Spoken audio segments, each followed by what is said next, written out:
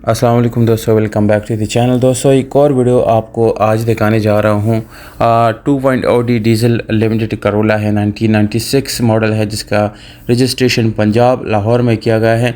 तमाम तर कागजात गाड़ी के मौके पे मौजूद हैं और आप इसके डॉक्यूमेंट लेके एक्साइज टैक्सेशन डिपार्टमेंट में से अपनी तसल्ली जो है वो कर सकते हैं, क्लियर कर सकते हैं। और जब तक आपकी पूरी तरह तसल्ली हो जाती है उसके बाद आप बिल्कुल गाड़ी की डील जो है वो डन कर सकते हैं।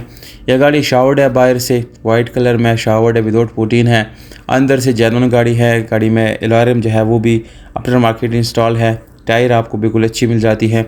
बाकी गाड़ी फ्रंट बैक राइट लेफ्ट सब जगह जो है हम आप लोगों को दिखा रहे हैं। अंदर से भी गाड़ी बिल्कुल खूबसूरत है, साफ़ सुथरी कंडीशन में है। इंशाल्लाह दोस्तों गाड़ी की कंडीशन बिल्कुल A1 है और इसमें मज़ीद कोई काम भी आपको करने की ज़रूरत नहीं पड़ेगी।